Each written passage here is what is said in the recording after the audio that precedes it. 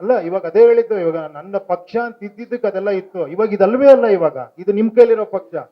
ನೀವ್ ಯಾವಾಗ ಡೌನ್ಲೋಡ್ ಮಾಡ್ತೀರೋ ಅದು ನಿಮ್ ಪಕ್ಷ ಆಗ್ಬಿಡುತ್ತೆ, ನೀವಲ್ಲಿ ವೋಟರ್ ಆಗ್ತೀರಾ, ನೀವು ಆಸ್ಪಿರೆಂಟ್ ನ ಕನೆಕ್ಟ್ ಮಾಡ್ತೀರಾ.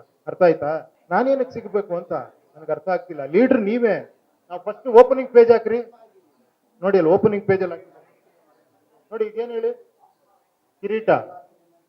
ನೀವು ಎಂಟರ್ ಆದ್ರೆ ನೀವು ರಾಜನ್ ತರ ಎಂಟರ್ ಆಗ್ಬೇಕು ಇಲ್ಲಿ. ಆಗ್ತೀರಾ? ಎಸ್ ಅನ್ನಿ. That's good. ಏನೋ ಹೇಳಕ್ಕಾಗಲ್ಲ, ಅದು ನಿಮ್ಮ ಅಭಿಪ್ರಾಯದಲ್ಲಿ ಹಂಗಿರ್ಬೋದು, ಅದು ಕೋಮಲ್ ನಾನಲ್ಲ ಇರೋದು, ಮೋಸ್ಟ್ಲಿ ಅದನ್ನ ನೋಡ್ತಿರೋ ನೀವಿರ್ಬೋದು. ಕ್ಲಾರಿಟಿ ಇದ್ಮೇಲೆ ಕೋಮ ಇಲ್ವೇ ಇಲ್ಲ, ಕ್ಲಾರಿಟಿ ಇಲ್ದ್ರೆ ಕೋಮದಲ್ಲಿ ಮಲಗಿರೋದು. ಹೇಳಿ, ಎಷ್ಟು ನಾಯಕರನ್ನ ಹುಟ್ಟಾಕಿದ್ದೀರಾ ಅಂತ ಯೋಚನೆ ಮಾಡ್ತಿದ್ದೀರಾ?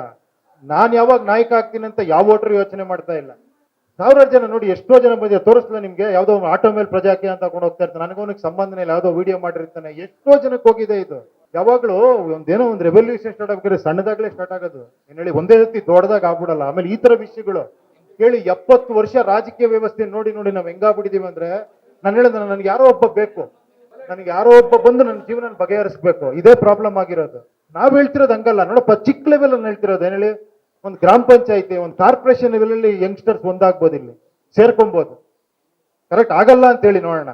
ನನಗೆ ಒಪ್ಸಿದೆ, ಅದ್ ಯಾವ್ದೋ ಒಂದು ಕತೆ ಹೇಳಿದೀವಲ್ಲ, ಎಲ್ಲ ಬರ ಬಂದ್ಬಿಟ್ಟಿತ್ತಂತೆ, ಎಲ್ಲ ಡಿಸ್ಕಸ್ ಮಾಡಕ್ 1 ವರ್ಷ ಬಿಟ್ಟು ಎಲ್ಲ ಸೇರೋದಂತೆ. ಒಬ್ಬ ಕೊಡೆ ಇಟ್ಕೊಂಡು ಬಂದಿದ್ದಂತಲ್ಲಿ, ಅವತ್ ಮಳೆ ಬರ್ಬೋದು ಅಂತ. ಆತರ ನನ್ನ ಅನ್ಕೊಳ್ಳಿ, ಪರವಾಗಿಲ್ಲ ಆತರ.